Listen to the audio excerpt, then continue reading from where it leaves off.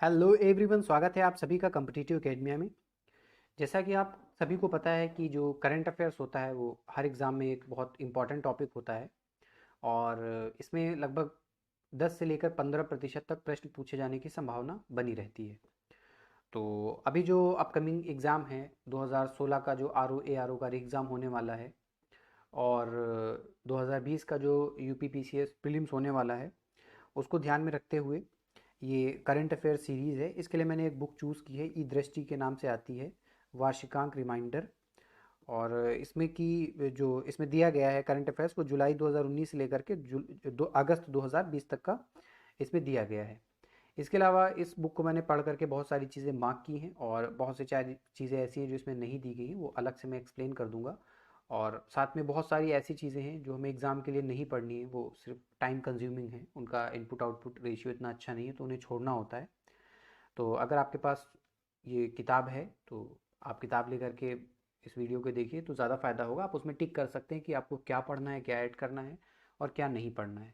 क्योंकि क्या पढ़ना है उसके साथ ये भी जानना ज़रूरी होता है कि क्या नहीं पढ़ना है, ताकि हमारा टाइम बच जाए और हम उसमें कुछ प्रोडक्टिव वर्क कर सकें, प्रोडक्टिव पढ़ सकें, जो कि एग्ज़ाम के लिए इम्पोर्टेंट हो।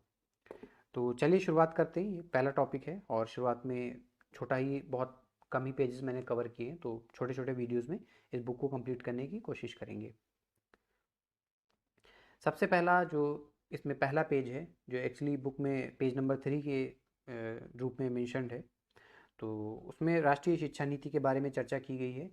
हाल ही में राष्ट्रीय शिक्षा नीति, जैसा कि आप लोगों को पता है, आई है और ये हमारी तीसरी शिक्षा नीति है। तो इम्पॉर्टेंट हो जाता है, बहुत ज़्यादा चांसेस हैं कि आरओ और यूपीपी से दोनों में से ज़रूर किसी न किसी एक टॉपिक में इससे प्रश्न ज़रूर पूछा जाएगा। तो ये 21वीं सदी की पहली शिक्षा नीति है, जैसा कि पहली लाइन में मेंशन है। आगे 34 वर्ष पुरानी जो राष्ट्रीय शिक्षा नीति नीति थी 1986, उसका स्थान ये शिक्षा नीति लेगी। और जो 1986 की राष्ट्रीय शिक्षा नीति थी वो दूसरी शिक्षा नीति थी। इससे पहले एक शिक्षा नीति आई थी 1968 में, 1968 में। तो ये तीसरी शिक्षा नीति है। जो दूसरी शिक्षा नीति थी उसमें शिक्षा मंत्रालय का नाम परिवर्तित करके मानव संसाधन विकास मंत्रालय कर दिया गया था और अभी पुनः मानव संसाधन विकास मंत्रालय का नाम परिवर्तित करके शिक्षा मंत्रालय कर दिया गया। ये एक इम्पॉर्टेंट पॉइंट है, इसको आप मार्क कर लीजिएगा। इसके अलावा ये शिक्षा नीति डॉक्टर के कस्तूरी रंजन की अध्यक्षता में जो एक समिति गठित की गई थी उसकी रिकमेंडेशन के आधार पर बनाई गई है। ये इंपॉर्टेंट टॉपिक है, इसमें स्टार लगा हुआ है तो बार बार मैं बताऊंगा नहीं, टाइम कंज्यूम करेगा। तो बेसिकली जहाँ पर स्टार लगा हुआ है या अंडरलाइन चीज़ें हैं वो आपको पढ़नी है ज़्यादा ध्यान दे करके। जो भारत द्वारा वर्ष 2015 में जो एसडीजी सस्टेनेबल डेवलपमेंट गोल्स अपनाए गए थे, जिनको हमें 2030 तक पूरा करना है, उसका जो सस्टेनेबल डेवलपमेंट गोल नंबर 4 था, जिसमें कहा गया था कि सभी के लिए समावेशी और समान गुणवत्ता युक्त शिक्षा की व्यवस्था की जाएगी, उसको पूरा करने के लिए ये राष्ट्रीय शिक्षा नीति तैयार की गई है। आगे इसमें जो कुछ मुख्य बिंदु हैं जिनके ऊपर इस शिक्षा नीति में बहुत ज़्यादा ध्यान देना है, तो उसमें यह है कि जो भी बच्चे हैं उनकी क्षमताओं की पहचान की जाएगी और उन्हीं के हिसाब से उनको शिक्षा दी जाएगी।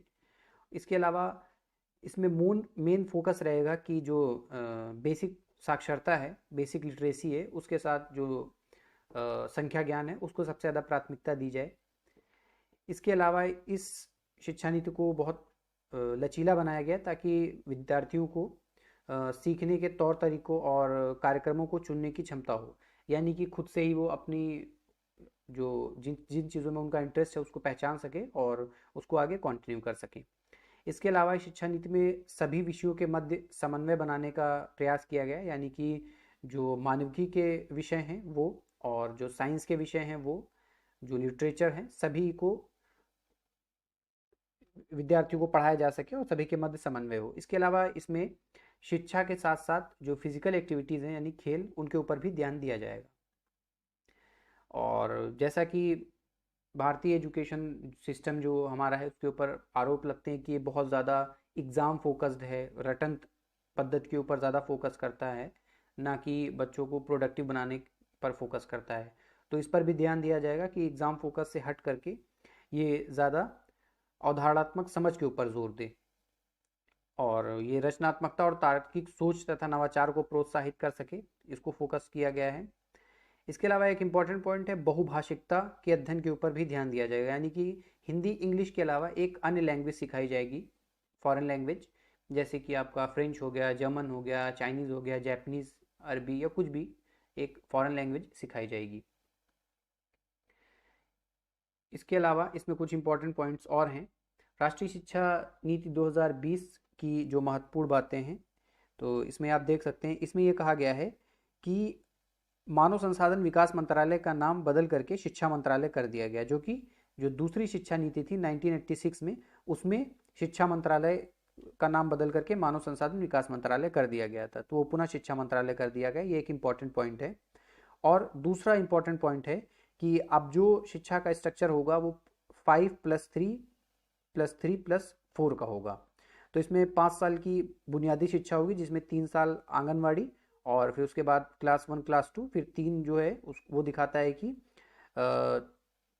3 4 5, उसके बाद जो +3 फिर है वो 6 7 8, उसके बाद जो 4 है वो दिखाता है 9 10 11 12। तो इस तरीके से इसको डिज़ाइन किया गया है।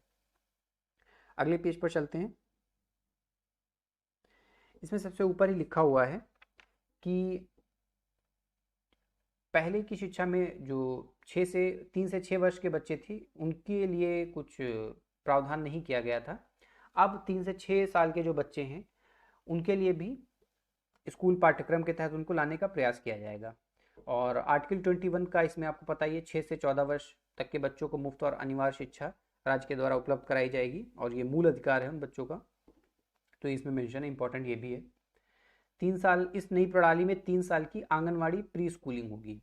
जो 5 ईयर्स दिया गया उसमें 3 साल प्री स्कूलिंग है, प्लस 2 साल, उसमें 2 साल 1 2 है, क्लास 1 क्लास 2। इसके अलावा एक राष्ट्रीय पाठ्यक्रम और शैक्षणिक ढांचा विकसित किया जाएगा एनसीईआरटी के द्वारा। मानव संसाधन विकास मंत्रालय, जो कि शिक्षा मंत्रालय हो गया है, वो बुनियादी साक्षरता और संख्यात्मक ज्ञान पर एक राष्ट्रीय मिशन की भी स्थापना करने का प्रयास करेगा। इस शिक्षा नीति में कौशल और जो व्यवहारिक जानकारियां हैं, उनके ऊपर ज़्यादा फोकस किया जाएगा कि विद्यार्थी इन सब चीज़ों से ज़्यादा लैस हो सकें और उनका समग्र विकास हो सके। इसके अलावा 6ठी कक्षा से अब व्यावसायिक शिक्षा देने का प्रावधान किया गया है शिक्षा नीति में, जो कि एक बहुत अच्छा कदम है, क्योंकि अभी तक ये होता था कि बहुत सारे लोग ऐसे जो ग्रेजुएट भी हो जाते थे, तो उनके पास कोई भी ऐसी टेक्निकल नॉलेज नहीं होती थी, कोई उनके पास ऐसा कौशल नहीं होता था जिससे कि वो मार्केट में कम्पीट कर सकें या वो विदेश में जा करके भी एक अच्छी नौकरी गेन कर सकें। तो इसको ध्यान में रखते हुए अब क्लास 6 से ही कौशल विकास और व्यवहारिक शिक्षा के ऊपर ध्यान दिया जाएगा।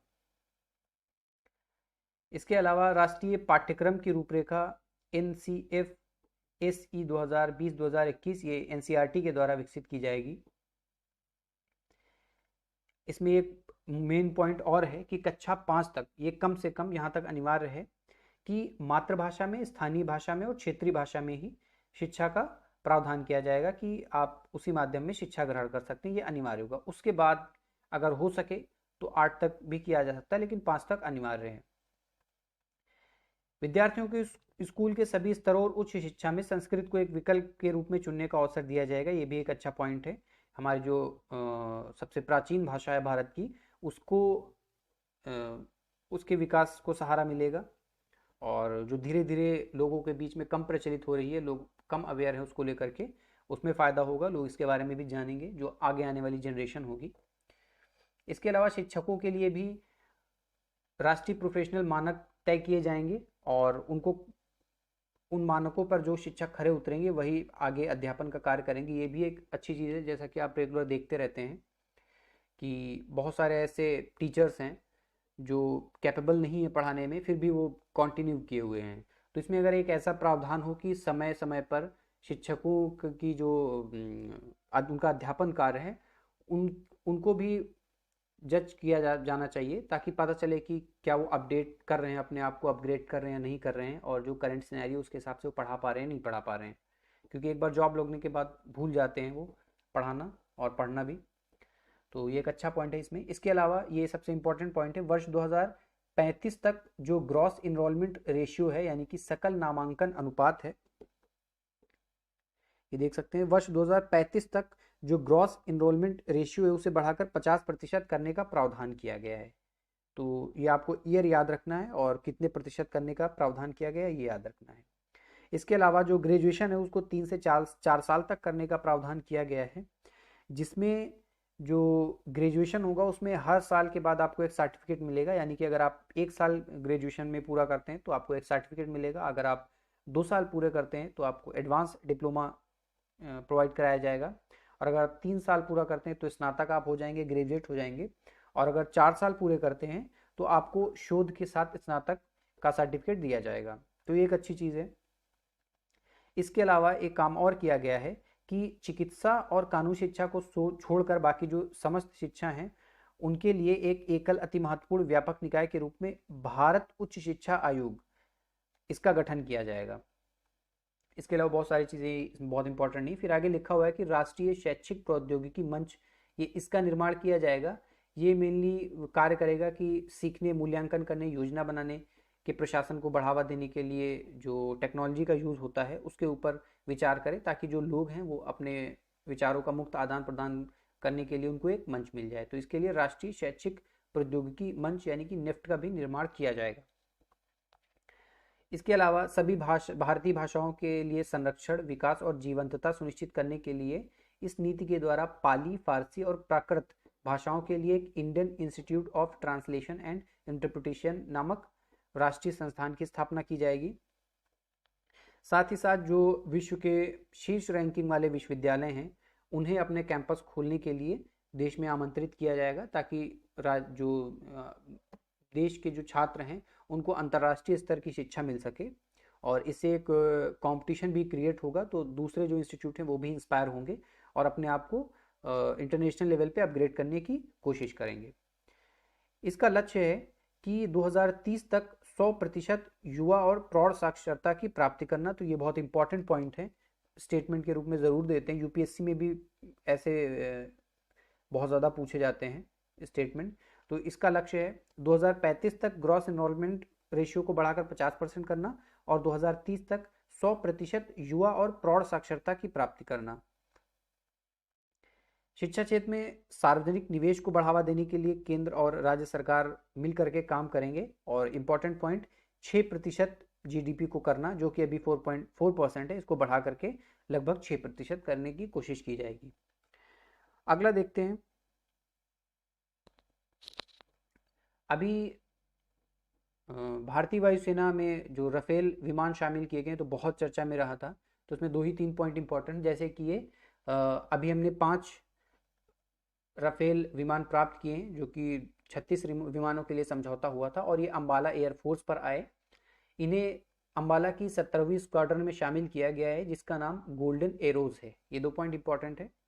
और ये फ्रांसीसी कंपनी डसाल्ट के द्वारा निर्मित किए गए हैं। और बेसिक जो बाकी जो सारे विमानों में होता है कि रडार वार्निंग सिस्टम होगा, इंफ्रारेड सर्च और ट्रैकिंग सिस्टम होगा, ये सब इनमें होगा। ये परमाणु बम और लेज़र गाइडेड बम ले जाने में सक्षम है। मेनली ये 2 इंजन का एक विमान है जो कि हवाई निगरानी, ग्राउंड रिपोर्ट और डेप्थ स्ट्राइक एवं परमाणु अभियानों को अंजाम देने में सक्षम है। ये एयरक्राफ्ट कैरियर से भी उड़ान भरने में सक्षम है। और सबसे ज़्यादा इंपॉर्टेंट पॉइंट इसका, ये सुपरसोनिक है, यानी कि ये ध्वनि की गति से तेज चलने वाला विमान है और 1.8 मैक इसकी गति है। यह विमान प्राप्त करने वाला भारत विश्व का चौथा देश है। कई बार ऐसा पूछ लेते हैं कि भारत पहला देश है, तो पहला नहीं है। सबसे पहला तो फ्रांस है जिसने खुद निर्मित किया है, और दूसरे नंबर पे इसके अलावा 2 और देश हैं, मिस्र और कतर। भारत चौथा देश है। इस विमान के लिए 2016 में समझौता हुआ था और 36 विमान भारत को प्राप्त होने थे। अगला टॉपिक देखते हैं, रीवा अल्ट्रा मेगा सोलर परियोजना। तो इस योजना की जो कार्यान्वयन एजेंसी है उसमें संयुक्त एक है, संयुक्त agency Rewa ultra mega solar limited. ये तो इंपॉर्टेंट नहीं पूछा जाएगा। मेनली ये है कि ये कहाँ पर है, तो ये मध्य प्रदेश में है और एशिया का सबसे बड़ा सिंगल साइट प्रोजेक्ट है, यानी कि एक जगह पर सबसे ज़्यादा सोलर पैनल लगाए जाएंगे, ये ऐसा प्रोजेक्ट है। लेकिन अगर सोलर एनर्जी सबसे ज़्यादा कौन सा राज्य प्रोड्यूस करता है, तो वो गुजरात है। ये भी आपको याद रखना है। Highest solar energy producing country, producing state वो गुजरात है, क्योंकि गुजरात में जो रूफटॉप इंस्टॉलेशन है वो सबसे ज़्यादा है यानी कि घरों की छत पर जो सोलर पैनल है वो सबसे ज़्यादा लगाए गए हैं, इस वजह से ये नंबर 1 पर है। आगे मौद्रिक मौद्रिक नीति वक्तव्य के बारे में दिया गया है। आरबीआई के गवर्नर जनरल शशिकांत दास है, उनकी अध्यक्षता में समिति थी, उसने मौद्रिक नीति वक्तव्य जारी किया गया है। इसमें सबसे इम्पोर्टेंट पॉइंट ये है कि अभी जो रिवर्स रेपो रेट और रेपो रेट इन दोनों के बीच का अंतर है वो 0.65 बेस पॉइंट है, जो कि हमेशा लगभग 50 बेसिस पॉइंट होता था, तो इस समय पर 6.5 बेस पॉइंट है, तो ये इंपॉर्टेंट हो जाता है। इसके अलावा इसमें कुछ इंपॉर्टेंट नहीं है। मौद्रिक नीति जारी कौन करता है ये पता होना चाहिए कि मौद्रिक नीति समिति जो आरबीआई के गवर्नर की अध्यक्षता में होती है। अगला है तुर्कमेनिस्तान, चर्चा में क्यों है? हाल ही में जो WTO है उसकी जनरल काउंसिल ने इसे 25वां ऑब्जर्वर स्टेट का दर्जा दिया या उसकी घोषणा की, इसलिए ये चर्चा में है। तो तुर्कमेनिस्तान की राजधानी अशगाबाद है और ये कैस्पियन सी से लगा हुआ देश है और ये एक मिड एशियन कंट्री है, यानी कि मध्य एशिया का एक देश है। और भी जो इंपॉर्टेंट मध्य एशियन कंट्री हैं वो देख लेते हैं, क्योंकि उनकी जो कैपिटल होती है उन्हें मिलाने के लिए अक्सर पूछा जाता है। तो इसमें दो चीज़ें, इस मैप में दो चीज़ें आपको देखनी है। एक तो जो ये कलर्ड स्टेट हैं, कंट्रीज़ हैं, इनकी कैपिटल, तो कज़ाकिस्तान की अस्ताना, उज़्बेकिस्तान की ताशकंद, किर्गिस्तान की बिश्केक और तजिकिस्तान की दुशांबे, अफगानिस्तान की काबुल, ये इनकी कैपिटल है। इसके अलावा यहाँ पर कैस्पियन सी भी दिया गया है, तो ये भी इंपॉर्टेंट है। कैस्पियन सी से लगे हुए कौन कौन से देश हैं? तो Russia, Kazakhstan, Turkmenistan, Iran, Azerbaijan, 1 2 3 4 5, ये 5 देश कैस्पियन सी से लगे हुए हैं। तो आगे चलते हैं, इतना इंपॉर्टेंट है इसमें। आगे कोविड-19 के बारे में दिया गया है, तो इसमें कुछ 3-4 पॉइंट जो एग्जाम के पॉइंट ऑफ व्यू से इंपॉर्टेंट है। तो उसमें सबसे पहला ये है कि एक जूनोटिक बीमारी है, यानी कि ये जानवरों से ह्यूमन में इसका ट्रांसमिशन हो सकता है। दूसरा, सबसे पहले इसे चीन में ऑब्जर्व किया गया था, चीन में से खोजा गया था। और कौन सा जानवर जो वाहक इसका रहा जिसके द्वारा मनुष्य में ये बीमारी पहुंची, तो वो पैंगोलिन है। पैंगोलिन एक बहुत स्केली रेप्टाइल होता है, मैं कंफर्म नहीं हूँ शायद वो रेप्टाइल होता है या नहीं होता है, लेकिन वो कुछ वैसा ही दिखता है। आप एक बार कंफर्म कर लेना कि वो रेप्टाइल है या मेरे हिसाब से तो वो रेप्टाइल ही होता है। तो वो बहुत स्केली होता है और वो क्रिटिकली इंडेंजर्ड है। इसके अलावा जब ये न्यूज़ में आया था शुरू में, तो इसे नाम दिया गया था WHO के द्वारा नोवेल कोरोना वायरस 2019, यानी कि 2019 इन कोव, ये देख सकते हैं 2019 इन कोव इसे नाम दिया गया था। और बाद में इसे नाम चेंज करके कोविड-19 यानी कोरोना वायरस डिजीज रख दिया गया था। इसका सोर्स क्या है? सार्स कोव, यानी कि CoV 2 severe acute respiratory syndrome corona virus 2, ये इसका स्रोत है। मेनली ये एक रिस्पिरेटरी सिंड्रोम है जिसमें लंग्स में इन्फेक्शन हो जाता है, इसलिए सांस लेने में तकलीफ होती है। तो इसके अलावा और कुछ इंपॉर्टेंट नहीं इसमें। उसके बाद आप देख लीजिए इसका प्रसार कैसे होता है, तो बेसिकली आप रोज़ सुनते होंगे, टाइम वेस्ट नहीं करना यहाँ पे। आगे है कि इसके लक्षण क्या क्या हैं, तो गुर्दे का कार्य ना करना, निमोनिया हो जाता है, खांसी हो जाती है, सांस लेने में तकलीफ होती है, बुखार और कफ। तो फिलहाल तो इसका कोई बचाव नहीं है। सबसे मेन ये सोशल डिस्टेंसिंग फॉलो करना, मास्क लगाना N95 और हाथों को धोना, अपने आसपास साफ सफाई रखना, और जो लोग संक्रमित हैं वो दूसरों के संपर्क में ना आए, वो दूर रहें। इसके अलावा एक ये लिस्ट दी गई है, तो ये आप बहुत सारे जो कोविड-19 को लेकर के राज्यों ने एफर्ट किए हैं उनके बारे में इनमें जानकारी दी गई है। जैसे कि ब्रेक द चेन, ये अभियान किसने चलाया? ये केरल सरकार ने चलाया। शील्ड किसका है? दिल्ली सरकार का है। तो ये एक बार आपको पूरा पढ़ लेना है। वैसे तो ऐसी चीज़ें अगर हर राज्य कर रहा है तो मुझे नहीं लगता है कि कुछ इसमें से पूछा जाएगा, क्योंकि हर राज्य ने कुछ ना कुछ किया है। तो आपको इसमें से देखना है कि कुछ बहुत ही अलग क्या है इसमें। लगभग मुझे सब एक जैसे लगे, वही ब्रेक द चेन भी वही है, लगभग शील्ड भी वही है, तो मुझे नहीं लगता कि इसमें से प्रश्न आएगा। लेकिन फिर भी लास्ट दिन आप इसको एक बार ज़रूर देख लीजिएगा। आगे चलते हैं। अभी थोड़ा ज़्यादा एक्सप्लेनेशन में टाइम लग रहा है, आगे छोटे छोटे वीडियोज़ हो जाएंगे। कोविड-19 के शमन के लिए प्रयुक्त तकनीकें कौन कौन सी हैं?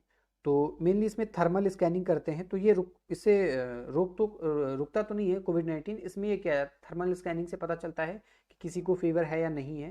तो उसके द्वारा ये होता है, फिर जो नॉर्मल जो उसमें सिम्टम्स होते हैं उनके द्वारा उसका इलाज किया जाता है। बाद में कोविड-19 टेस्ट भी होता है जिसमें पता चल जाता है कोई पॉजिटिव है या नहीं, लेकिन पहला स्टेप होता है थर्मल स्कैनिंग। इसके अलावा इसके रोकने के लिए जो प्लाज्मा थेरेपी है ये बहुत कारगर। इसमें होता क्या है कि जो लोग कोविड-19 से ठीक हो चुके हैं, यानी कि उनके शरीर में कोविड-19 के संक्रमण को ख़त्म करने के लिए जो एंटीबॉडीज़ हैं वो बन चुके हैं, तो उनका जो प्लाज्मा होता है उसको लेकर के जो बीमार व्यक्ति है उसमें डाला जाता है ताकि उसमें भी एंटीबॉडी बन सके। तो यही था। इसके अलावा अभी कोविड-19 और वैश्विक परिप्रेक्ष्य इसको देख लेते हैं। तो बीच में सबसे ऊपर ये आप देख लीजिए, ये G20 का भी सम्मेलन हुआ और इसको होस्ट किसने किया? सऊदी अरब ने किया। और ये एक वर्चुअल सम्मेलन था, पहली बार ऐसा हुआ G20 का जो सम्मेलन है वो वर्चुअल हुआ, तो ये इंपॉर्टेंट हो जाता है। तो इसकी जो होस्टिंग कंट्री थी वो सऊदी अरब थी। इसके अलावा नीचे देख लेते हैं कि अमेरिका ने इसी कोविड-19 की वजह से WHO के साथ अपने सारे संबंध समाप्त कर लिए, जो कि सबसे ज़्यादा फंडिंग करता था WHO को। अमेरिका ने आरोप ये लगाया कि WHO कोविड-19 जो वैश्विक महामारी है उसको विश्व भर में फैलने से रोकने में असफल रहा है। इसके अलावा कोविड-19 की वजह से जो ग्रीष्मकालीन ओलंपिक होने वाले थे टोक्यो में, उनको एक साल के लिए पोस्टपोन कर दिया गया। अब 20 की जगह पर वो 21 में होंगे।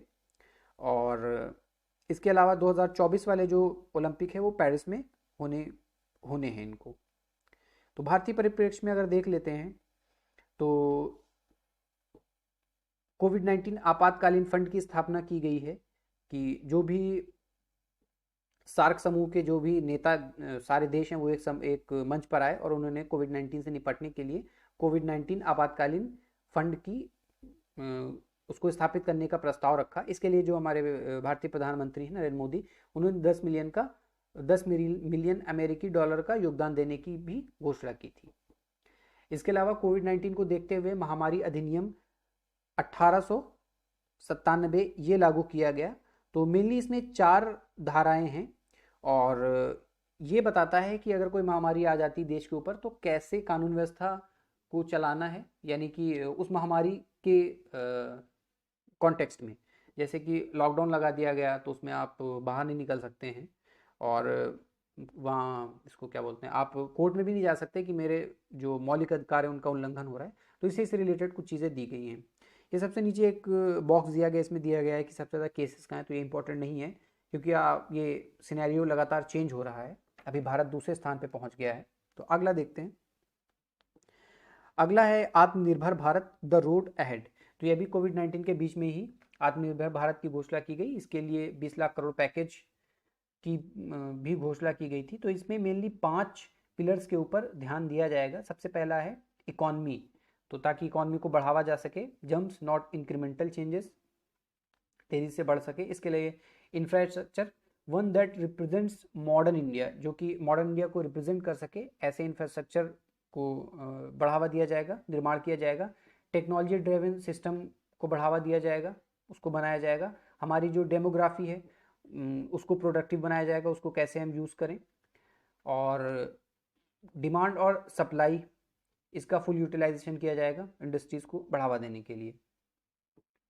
हमें आत्मनिर्भर भारत जो हमारा मोटो है उसको प्राप्त करने के लिए साहसिक सुधार की मांग क्या है, इस समय में कौन से सुधार हैं जो किए जाने चाहिए, ये यहाँ पर दिया गया है। तो मेनली 5 टॉपिक दिए गए हैं इसमें कि कृषि के लिए जो आपूर्ति श्रृंखला है उसमें सुधार किया जाना चाहिए। जो टैक्सेशन सिस्टम है उसको तर्कसंगत बनाया जाना चाहिए। और जो हमारे लॉज वगैरह हैं उनको सिंपल बनाया जाना चाहिए ताकि कॉम्प्लिकेशंस ना आए। अगर कोई स्टार्टअप चालू करना चाहता है, कोई फैक्ट्री डालना चाहता है या अपना कुछ बिजनेस स्टार्ट करना चाहता है तो कॉम्प्लिकेशंस ना आए, ईजिली वो उसको कर सके। इसके लिए मानव संसाधन को विकसित करने की ज़रूरत है। किसी भी सिस्टम में बहुत ज़रूरी होता है, किसी भी देश के विकास के लिए भी। आप कभी भी मेंस का आंसर लिखते हैं तो उसमें पॉइंट आउट कर सकते हैं। जो हमारा वित्तीय प्रणाली है, फाइनेंशियल सिस्टम है, उसको मजबूत करने की ज़रूरत है। तो ये अलग अलग कुछ पॉइंट दिए गए हैं जिनको जानना ज़रूरी है। तो सबसे पहले इसमें एक इम्पॉर्टेंट पॉइंट है कि एमएसएमई की जो परिभाषा है वो चेंज कर दी गई है। इस पॉइंट में दिया गया है कि एमएसएमई की परिभाषा चेंज कर दी गई है। तो है क्या, वो आपको जानना ज़रूरी है। तो पहले क्या होता था, जो एमएसएमई की परिभाषा होती थी तो उसमें सिर्फ इन्वेस्टमेंट के आधार पर डिसाइड किया जाता था कि कोई एमएसएमई है या नहीं है। जो नई परिभाषा आई है उसमें इन्वेस्टमेंट प्लस टर्नओवर के आधार पर डिसाइड किया जाएगा। तो पहले जो माइक्रो इंडस्ट्रीज होती थी उनके लिए 25 लाख से अगर कम इन्वेस्टमेंट किया है, ये मैन्युफैक्चरिंग सेक्टर के लिए, और सर्विस सेक्टर के लिए अगर 10 लाख से कम इन्वेस्टमेंट है तो माइक्रो में रखा जाता था। स्मॉल के लिए 5 करोड़ से कम इन्वेस्टमेंट होना चाहिए मैन्युफैक्चरिंग सेक्टर में, और सर्विस सेक्टर में 2 करोड़ से कम इन्वेस्टमेंट होना चाहिए, तो उन्हें स्मॉल एंटरप्राइजेस कहा जाता था। मीडियम के लिए था 10 करोड़ से कम मैन्युफैक्चरिंग सेक्टर में और 5 करोड़ से कम सर्विस सेक्टर में। अब जो नई परिभाषा आई है उसमें ये कहा गया है, और मैन्युफैक्चरिंग सेक्टर और सर्विस सेक्टर को इसमें एक साथ कर दिया गया है। इसमें कहा गया है कि इन्वेस्टमेंट 1 करोड़ से कम हो और टर्नओवर 5 करोड़ से कम हो तो उसे हम माइक्रो में रखेंगे। इन्वेस्टमेंट 10 करोड़ से कम हो और जो टर्नओवर है वो 50 करोड़ से कम हो तो उसको स्मॉल में रखेंगे। इन्वेस्टमेंट 20 करोड़ से कम हो और टर्नओवर 100 करोड़ से कम हो तो उसे मीडियम में रखेंगे। ये इंपॉर्टेंट है नई डिफिनेशन, इसके पॉइंट्स भी इंपॉर्टेंट है, याद रखना है आपको। तो ये नई डिफिनेशन आई हुई है। इसके अलावा इसमें कुछ छोटे छोटे पॉइंट्स दिए गए हैं, जैसे कि 3 महीने के लिए ईपीएफ जो है उसको 12% से कम करके एम्प्लॉय प्रोविडेंट फंड ईपीएफ, ये एम्प्लॉय प्रोविडेंट फंड जो है उसको 12% से कम करके 10% कर दिया गया है 3 महीने के लिए। डिस्कॉम के लिए 90,000 करोड़ रुपए की तरलता स्लोप करने का प्रयास किया गया है। तो ये इतना इंपॉर्टेंट नहीं है, आगे बढ़ते हैं डायरेक्ट। प्रवासियों, किसानों, छोटे कारोबारियों की सहायता के लिए बहुत सारे उपाय किए गए, जैसे कि स्ट्रीट वेंडर के लिए 500 करोड़ रुपए की ऋण सहायता उपलब्ध कराई गई है, और प्रवासियों को खाद्यान्न दिया गया है। जो शिशु मुद्रा ऋण ले रहे थे 12 माह के लिए उन्हें 2% की छूट दी गई है। फिर आगे देखते हैं तीसरा पॉइंट, कृषि, मत्स्य पालन और खाद्य प्रसंस्करण क्षेत्र में सहायता हेतु उपाय किए गए हैं। तो इसमें इंपॉर्टेंट पॉइंट है कि एक प्रधानमंत्री मत्स्य संपदा योजना, इसकी घोषणा की गई है। 20,000 करोड़ रुपए इसमें प्रावधान किए गए हैं इस योजना के लिए, और इसमें उम्मीद है कि लगभग 55 लाख लोगों को रोजगार मिलने की उम्मीद है। इसके अलावा मधुमक्खी पालन के लिए भी प्रावधान किए गए हैं 500 करोड़ रुपए, और जो हर्बल खेती जो लोग करते हैं उनके लिए 4,000 करोड़ रुपए का परिव्यय का प्रावधान है। इसके अलावा एक इंपॉर्टेंट पॉइंट ये बॉक्स में लिखा हुआ है, टॉप से टोटल। तो अगर एग्जाम में पूछा जाता है ये किससे रिलेटेड है, तो मेनली जो 3 फसल हैं, टोमेटो, ऑनियन और पोटैटो, इन्हीं का पहला वर्ड लेटर लेकर के टॉप बनाया गया है, टॉप से टोटल। तो इनके लिए 500 करोड़ रुपए का प्रावधान किया गया है, तो ये इंपॉर्टेंट है। अगला है 8 सेक्टरों में ढांचागत सुधार किए गए हैं, कुछ ऐसा इंपॉर्टेंट नहीं है इसमें। हाँ, एक इंपॉर्टेंट पॉइंट है आगे, वो ये है कि एफडीआई जो कि रक्षा विनिर्माण में पहले 49% थी ऑटोमेटिक रूट से, उसे बढ़ा करके 74% कर दिया गया, ये इंपॉर्टेंट पॉइंट है। फिर 7 सेक्टरों में सरकारी सुधारों और सहायक उपाय कौन कौन से हैं, इसके लिए एक बॉक्स में लिखा हुआ है पीएम ई विद्या, ये डिजिटल ऑनलाइन शिक्षा को बढ़ावा देने के लिए और उसके ही लिए है, हाँ बेसिकली। इसके अलावा राज्यों की उधार सीमा है वो 3% से बढ़ाकर 5% की गई है, ये इंपॉर्टेंट पॉइंट है। अगला देखते हैं, वैश्विक रियल एस्टेट पारदर्शिता सूचकांक। तो ये बाइनियल है, हर 2 साल में ये सूचकांक प्रकाशित किया जाता है, तो इम्पॉर्टेंट हो जाता है। ज़्यादा दिन में जो चीज़ें आती हैं वो ज़्यादा इंपॉर्टेंट होती हैं, जो भी इंडेक्स। तो ये द्विवार्षिक सूचकांक है, और ये JLL और ला लेले इनके द्वारा जारी किया जाता है। यूनाइटेड किंगडम इसमें शीर्ष पर रहा, और भारत की जो स्थिति है वो 34वीं है। पिछले साल ये 35वीं थी, इस साल ये 1 स्थान की इसमें बढ़ोतरी हुई है, पिछले साल यानी कि 2018 में। फिर दूसरा है वैश्विक विनिर्माण जोखिम सूचकांक। तो इसमें भारत का तीसरा स्थान है 2020 में, 2019 में चौथा था, और शीर्ष पे चीन है, उसके बाद अमेरिका, फिर भारत है। फिर उसके बाद वर्ल्ड इकोनॉमिक आउटलुक 2020, ये IMF के द्वारा जारी की जाती है, इससे ज़्यादा इसमें इंपॉर्टेंट नहीं है। फिर सतत विकास लक्ष्य सूचकांक 2020, तो इसमें स्वीडन टॉप पे है और भारत की स्थिति 117वीं है। ये SDSN और SDSN के द्वारा जारी किया जाता है, बर्ल्समैन क्या लिखा है, स्टिफ्टंग के द्वारा जारी किया जाता है मिल करके। लेकिन ज़्यादातर मैंने ये देखा है कि जब भी ये प्रश्न पूछा गया तो डायरेक्ट SDSN लिखा होता है, तो ये SDSN के द्वारा जारी किया जाता है। तो इस लेक्चर में फ़िलहाल इतना ही है। आप बुक में मार्क करते रहिएगा क्या इम्पोर्टेंट है और क्या छोड़ना है, क्योंकि आगे चल करके बहुत सारी ऐसी चीज़ें हैं कि पूरे पूरे पेज इसमें इम्पोर्टेंट नहीं है, सिर्फ वो ऐसे ही दे दिए गए हैं बुक भरने के लिए। तो अगर आप उसमें अपना टाइम देंगे तो वो आपका इनपुट आउटपुट रेशियो इतना नहीं रहेगा। तो इस लेक्चर में फ़िलहाल इतना ही है। आप लोग वीडियो को लाइक करिए, शेयर करिए, और अगर आपका कोई सुझाव है तो कमेंट बॉक्स में ज़रूर बताइएगा। चलिए मिलते हैं अगले लेक्चर में, तब तक के लिए धन्यवाद।